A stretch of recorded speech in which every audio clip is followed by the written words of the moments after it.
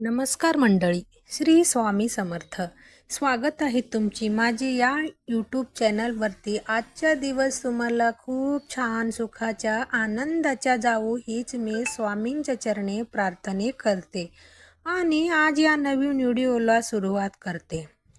येत्या उद्या फाल्गुन अमावस्या उद्या आहे आणि या अमावस्याला आपल्याला पितरांना प्रसन्न करण्यासाठी काही उपाय करायचे आहे.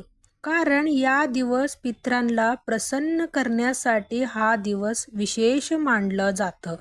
तर सगळ्यात पहिला मी तुम्हाला सांगते की बघा, ही जे फाल्गुन अमावस्या आहे प्रारंभ ते 18 तारखेला बुधवारी सकाळी 8:26 सुरू होतं आणि आणि अमावस्या समाप्ती 19 मार्चला गुरुवारी सकाळी 6:54 होतो.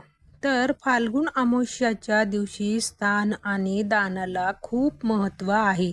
या दिवशी पितरांना काही गोष्टी अर्पण करायच्या आहे, ज्यामुळे पितृदोष नाहीसा होतो आणि काही गोष्टी दान करणंही खूप शुभ मानलं जातं. जेव्हा तुम्ही शुभ दिवशी काही वस्तूंचा दान करतात किंवा काही उपाय करतात ना, तर त्याचा आपल्याला खूप फायदा होत असतो. आपल्या आयुष्यामध्ये बघा, बरेचसे अडचणी संकट वगैरे येत असतात. तर आपण काय करतो की आपण म्हणतो की देवाला दोष देतं की मी एवढं करते तेवढं करते तरी मला माझ्यावर अशी वेळ आली. पण बघा, अशी शुभ दिवस काही उपाय केला ना तर त्याचा 100% फायदा आपल्याला होत असतो. आपल्या हिंदू धर्मामध्ये बघा, अमावस्या तिथीच्या दिवशी अत्यंत महत्त्वाची मानलं जातं. प्रत्येक अमावस्याला काहीतरी स्वतःचं असं महत्त्व असतं. प्रत्येक अमावस्या वेगवेगळे महत्त्व असतात आणि ही तिथी दर महिन्याच्या कृष्ण पक्षाला येत असतं. म्हणजे 15 दिवसांनी अमावस्या येतं, परत 15 दिवसांनी पौर्णिमा येतं, परत 15 दिवसांनी अमावस्या असं येतं. त्यामुळे पितरांचा आशीर्वाद प्राप्त करून घेण्यासाठी अमावस्याच्या जे दिवस आहेत ते अत्यंत शुभ मानलं जातं. आणि अमावस्याच्या दिवशी हा भगवान विष्णूला सुद्धा समर्पित असतं. आणि मी नेहमी सांगत असते की तुम्ही कितीही देवाच्या सेवा करा, पण जरा तुमची पितरांना विसरत असतात, पितरांसाठी काही उपाय काही सेवा करत नसल तर तुमच्या बाकी तुम्ही देवासाठी जी सेवा करते तिचा काहीच उपयोग होत नाही.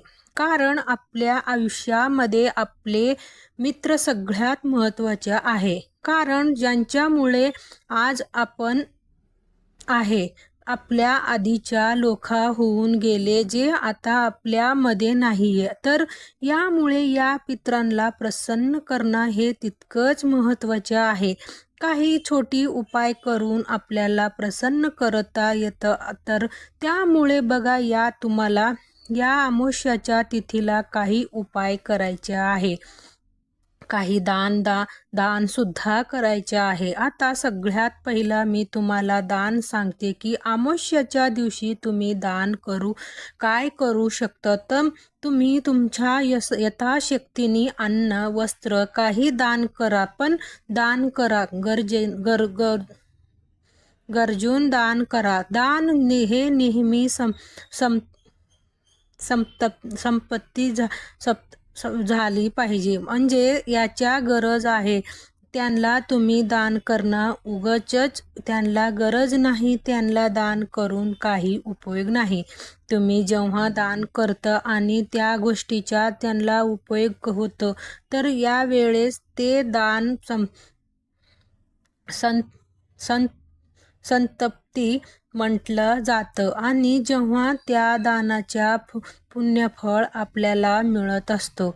आणि तुम्ही काही दान करा, तुम्ही कोणालाही पाणी प्यायला बॉटली देऊन द्या, तुम्ही काहीतरी वडापाव द्या, काही द्या चालतं, पण त्या दानाला तुम्हाला ज्या त्या दिवसाला महत्त्व असतं आणि ते दान होणं महत्त्वाचं असतं. यानंतरनं बघा, या फाल्गुन अमावास्येला भगवान शिवाची पूजा करायचं असतं. या दिवशी बघा, तुम्ही भगवान शिवाच्या मंत्रस्तोत्र तुम्ही घरामध्ये लावा. पंचाक्षरी मंत्राच्या तुम्ही या दिवशी तुम्ही यूट्यूबला लावून तरी सुद्धा चालेल. यामुळे आपल्या आयुष्यामध्ये जी काही भीती आहे किंवा ज्या गोष्टीच्या आपल्याला काहीतरी भीती वाटत असतं, अडथळ वगैरे जे आहे तर ते दूर होत असतात. यानंतरनं या दिवशी बघा, जसं मी तुम्हाला सांगितलं की तुम्ही दान करू शकता. तर दानामध्ये बघा, तुम्ही कपडे, साखर, धान्य या वस्तूसुद्धा दान करू शकता. यामुळे पितृसुद्धा आपल्या प्रसन्न होत असतात.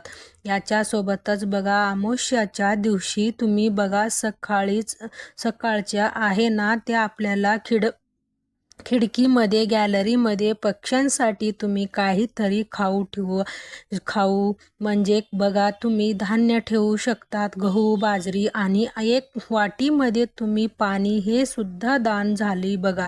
उन्हाळ्याच्या दिवशी आहे त्या पक्ष्यांना पाणी सुद्धा मिळत नाही कधी आपण, आणि अगदी वाटीभर पाणी ठेवलं तरी तुमच्यामध्ये किती पक्ष्यांच्या यामध्ये तहान भागत असतं. म्हणून या अमावास्येच्या दिवशी तुम्हाला गच्चीवर म्हणजे किंवा खिडकीमध्ये, गॅलरीमध्ये काहीतरी धान्य आणि पाणी तुम्हाला ठेवायचं आहे. असा केल्यामुळे आपल्या पितृ भरभरून आपल्याला आशीर्वाद देतात. आपल्या आयुष्यातल्या अडचणी ज्या आहेत त्या दूर होत असतं. यानंतरनं बघा, अमावास्येच्या दिवशी तुम्ही पिंपळाच्या झाड लावा. कुठेतरी मंदिराच्या इथे म्हणा किंवा बघा, झाडामुळे सावली सुद्धा मिळत असतं आणि वर्षातून एक तरी झाड आपल्या हातून लावला गेला पाहिजे. आजकाल तुम्हाला माहिती खूप वगैरे कॅन्सर वगैरे खूप वाढलेली आहे.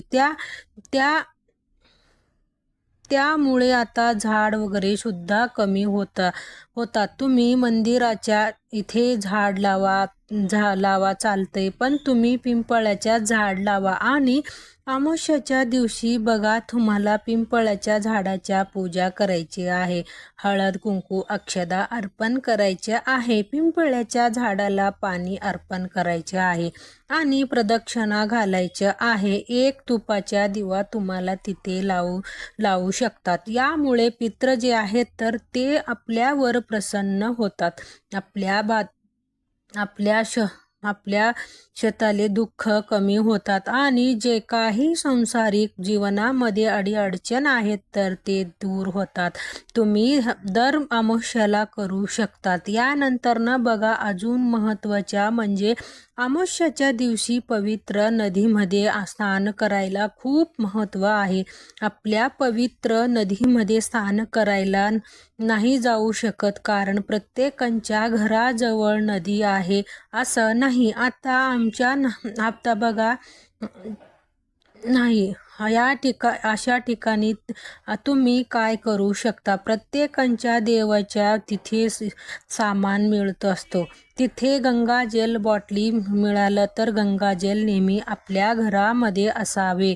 आणि जेव्हा असे काही शुभ दिवस असतात तर त्या दिवशी आंघोळीच्या पाण्यामध्ये लहानपासून मोठ्यापर्यंत सगळ्यांसाठी आंघोळीच्या पाण्यामध्ये अगदी तुम्ही 2 ते 3 थेंब तुम्ही गंगाजल टाकायचं आहे आणि त्याच्याने आंघोळ करायचं आहे.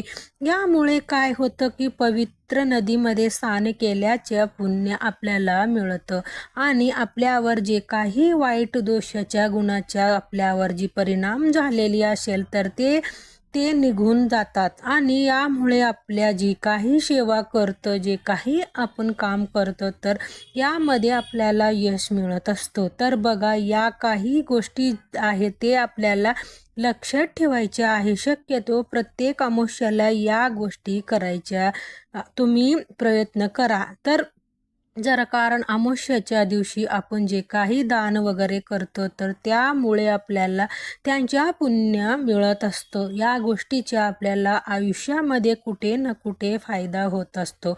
म्हणून बघा, हे अमावस्येच्या दिवशी काही छोटे छोटे उपाय करायचे आहे तर तुम्ही नक्की कराल अशी मी अपेक्षा करते. माहिती तुम्हाला आवडली असल्या तर व्हिडिओला लाईक करा, शेअर करा. आपल्या चॅनलवर नवीन असेल तर प्लीज सबस्क्राईब करा. भेटूया असेच एक नेक्स्ट व्हिडिओमध्ये. धन्यवाद. श्री स्वामी समर्थ.